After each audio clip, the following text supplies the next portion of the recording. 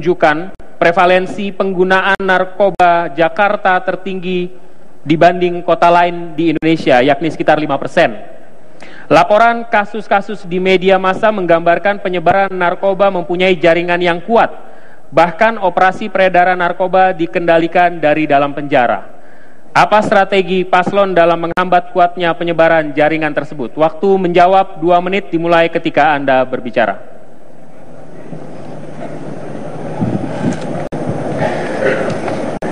Narkoba ada 2 aspek, ada sisi supply dan ada sisi demand.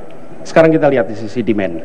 1, langkah yang kita lakukan adalah membuat warga Jakarta bisa imun terhadap godaan narkoba. Itu penting. Yang kedua, membuat lingkungan bisa menjadi lingkungan yang aman terhadap narkoba. Bagaimana langkah yang harus dilakukan? Pertama, kita akan mengaktifkan kembali dan memperluas RW siaga. RW siaga ini bukan hanya fokus pada aspek kesehatan seperti yang sekarang dimiliki, justru kita akan memperluas bagaimana RW bisa memainkan peran tentu dalam kesehatan, tapi ditambah ketahanan lingkungan. Mereka akan terlibat di dalam kegiatan-kegiatan keolahragaan, pendidikan, termasuk pendidikan tentang narkoba. Kita sering membicarakan pendidikan narkoba masukkan kurikulum. Itu anaknya diajari kurikulum. Bagaimana orang tuanya, bagaimana lingkungannya. Di sana diperlukan. Karena itu yang kami akan lakukan. Dan untuk dicatat, kami sudah membicarakan bahaya narkoba sejak debat pertama. Karena inilah salah satu masalah terbesar. Di sisi distribusi, kita akan siapkan perda yang memberikan hukuman ekstra kepada mereka yang melakukan distribusi di Jakarta, sehingga kita bisa membuat 1, distribusinya dipangkas, yang kedua dari sisi demand, anaknya dibuat imun, tahu bagaimana menolak, tahu bagaimana mengantisipasi potensi-potensi narkoba, dan di sisi lain bagi lingkungan pun tahu tanda-tanda apa yang terjadi di lingkungan kami yang terkait dengan narkoba. Karena kalau kita perhatikan, Pak Wagub sendiri menyampaikan di tiap RW barangkali di Jakarta ada masalah narkoba. Bila kita memiliki ketahanan di situ, maka kita akan bisa mencegah narkoba tumbuh dan kita menempatkan posisi tegas kepada distributor, penuh kasih sayang kepada korban. Terima kasih. Baik.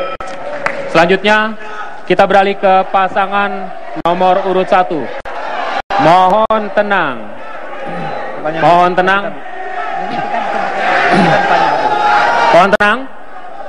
Paslon nomor 1, program rehabilitasi narkoba dipandang tidak begitu berhasil dengan banyaknya peserta rehab yang kembali menjadi pengguna.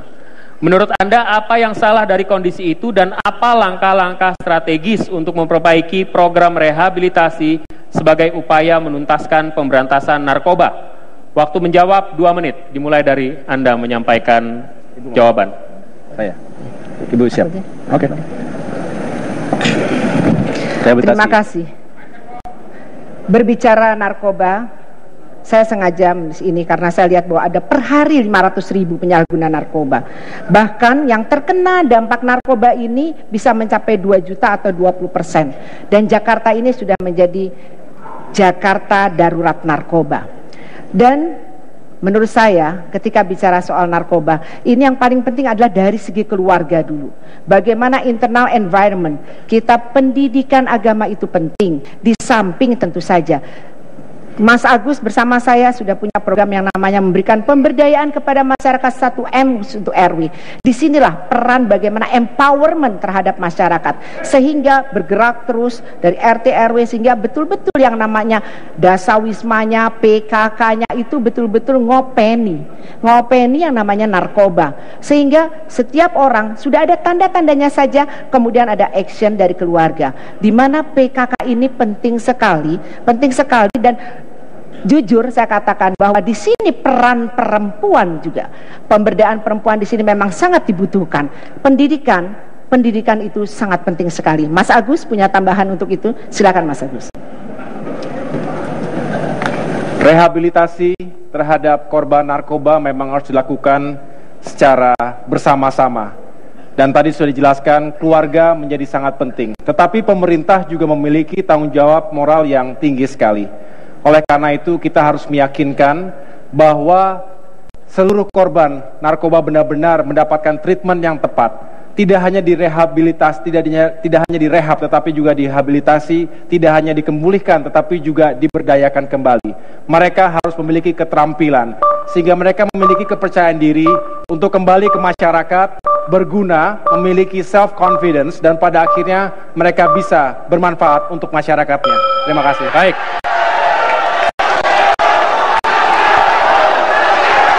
Mari kita lanjutkan. Mohon tenang. Berikutnya adalah kesempatan untuk pasangan calon nomor 2. Bapak-bapak, mohon tenang. Kita sudah sepakat dengan tata tertib Bapak dan Ibu sekalian. Mari jadikan debat ini tertib dan teratur untuk kebaikan bersama, oke? Kekerasan, Bapak-bapak, kekerasan terhadap anak masih cukup tinggi di Jakarta. Dilaporkan setidaknya ada sekitar 240 kekerasan terhadap anak pada satu semester saja di tahun 2016. Salah satu masalah besar adalah banyaknya anak-anak yang menjadi korban penyalahgunaan narkoba. Masalah lain terkait dengan anak sebagai korban pornografi. Apa langkah konkret dan strategis yang akan Anda lakukan untuk membuat Jakarta kota yang aman dan ramah bagi anak? Waktu menjawab 2 menit. Kami persilakan. Terima kasih. Untuk menangani narkoba, ada 3 faktor utama yang harus kita perhatikan. Yang pertama adalah individunya. Yang kedua, lingkungannya. Yang ketiga adalah kemudahan mendapatkan narkoba. Oleh sebab itu, strategi yang sudah kita laksanakan adalah membangun komunitas warganya agar mereka bisa berinteraksi. Salah satunya di RPitra, untuk memberikan penguatan bahwa untuk melawan narkoba harus dimulai dari individu dan lingkungannya. Sekaligus kita juga harus desak, harus tekan untuk bagaimana caranya penegakan hukum itu harus konsisten dan berkelanjutan kepada para pengedar-pengedar narkoba. Untuk penegakan hukum, mohon maaf Pak Anies, ini adalah ranah dari pemerintah pusat, dari BNN. Sedangkan Perda itu adalah mengatur untuk bagaimana upaya preventif. Kami juga untuk melakukan rehabilitasi, seluruh rumah sakit kita bisa melakukan rehabilitasi serta bisa memperlakukan tes urin, termasuk juga rumah sakit di kecamatan. Kita sangat keras untuk melawan narkoba karena kita sudah deklarasikan perang melawan narkoba. Oleh karena itu, kita harus serentak bahwa narkoba benar-benar mematikan generasi yang akan datang, dan kita harus total untuk menyerang narkoba ini. Ibu bapak sekalian yang saya hormati, dari yang sudah kita kerjakan ini memang masih ditemukan ada beberapa peredaran narkoba di tempat-tempat hiburan. Maka kami juga tegas, begitu tempat hiburan itu melakukan praktek jual beli narkoba, maka setelah 2 peringatan itu akan kami tutup dan tidak boleh membuka tempat hiburan lagi. Terima kasih. Terima kasih Bapak. Ketiga pasangan calon telah menjawab pertanyaan yang diajukan oleh panelis. Maka langkah selanjutnya adalah memberikan kesempatan kepada pasangan calon untuk menanggapi jawaban dari masing-masing pasangan calon lainnya. Boleh berupa kritik, menajamkan argumen, atau menjelaskan lebih rinci mengapa program Anda lebih unggul dibandingkan pasangan calon lain. Kami berikan kesempatan pertama kepada pasangan nomor urut 1. Waktu Anda 2 menit, dimulai dari Anda berbicara. Yes.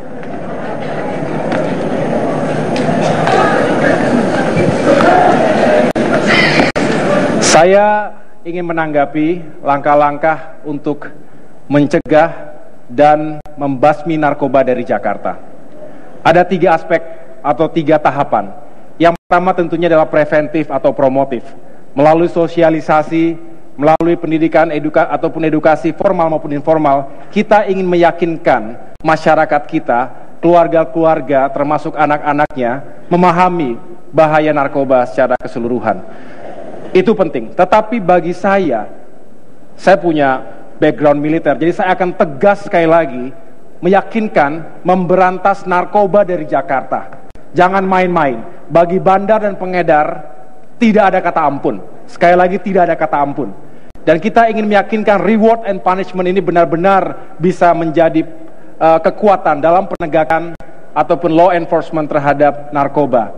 Kita ingin bahwa mereka yang memang menjadi korban segera direhabilitasi, tetapi bagi pengedar dan bandar segera diberikan hukuman setegas-tegasnya. Tentu kita melibatkan berbagai pihak lainnya.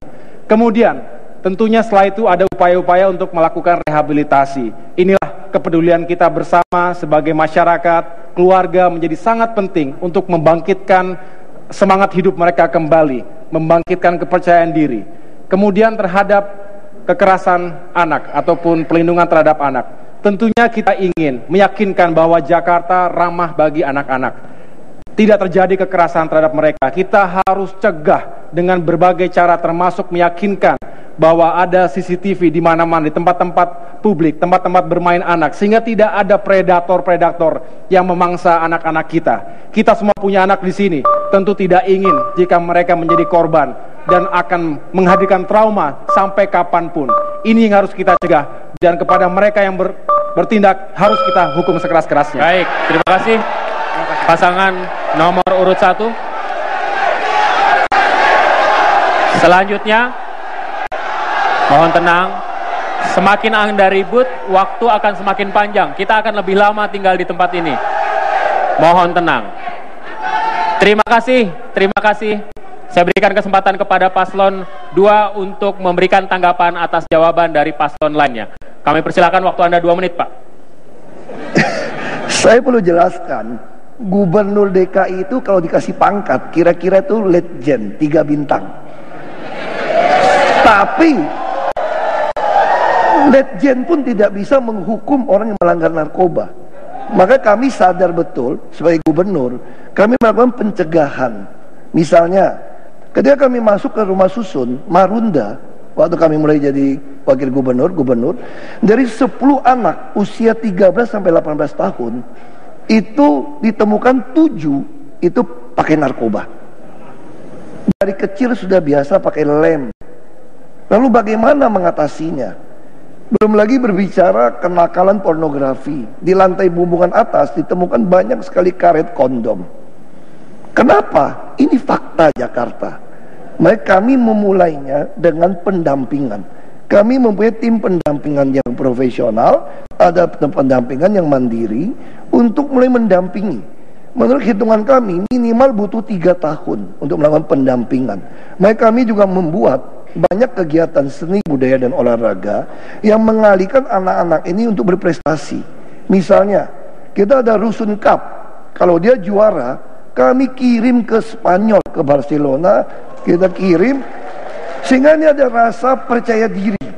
Kenapa kami juga dorong anak-anak menggunakan kartu KJP dengan gesek ATM debit card, supaya dia mempunyai percaya diri, tidak beda dengan anak-anak miskin lainnya.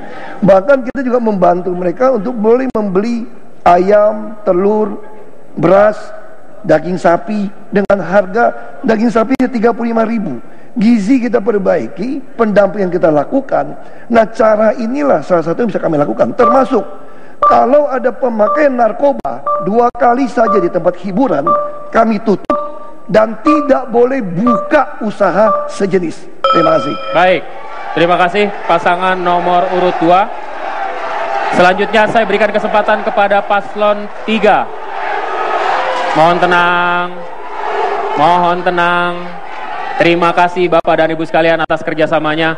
Paslon 3, silakan menanggapi jawaban dari paslon 1 dan paslon 2. Waktu Anda 2 menit. Salah satu permasalahan narkoba, akar permasalahannya itu adalah kemiskinan dan kebodohan. Lebih dari 12 bulan saya berkeliling di wilayah Jakarta, di daerah yang kadang ditemani oleh aktivis anti narkoba, Saudara Veronica Kolon dari YCAP. Kita melihat bahwa ternyata permasalahan itu strukturnya adalah di sistem kesejahteraan pendidikan kita. Ada beberapa inisiatif seperti rumah belajar yang kita kaitkan dengan microfinance untuk memberdayakan perempuan, kredit khusus untuk perempuan. Begitu perempuannya sejahtera, bisa menyejahterakan keluarganya, bisa menjadi pimpinan keluarga, bisa juga melihat anak-anaknya bisa bersekolah dengan begitu banyak skill yang ditambah.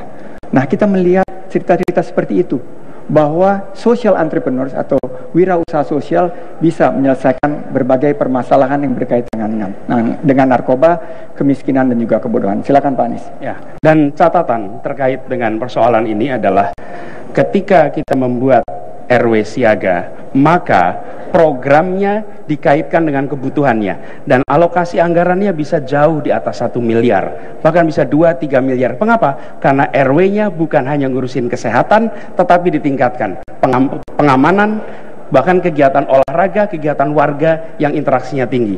Dan saya beri catatan, perda yang disusun tidak harus selalu perda dikaitkan dengan pidana. Penutupan, pelarangan itu bisa menggunakan perda. Tak selalu perda harus kaitannya dengan pidana ketika terkait dengan persoalan narkoba. Dan yang tidak kalah penting, dalam konteks ini kita bicara distributornya terus.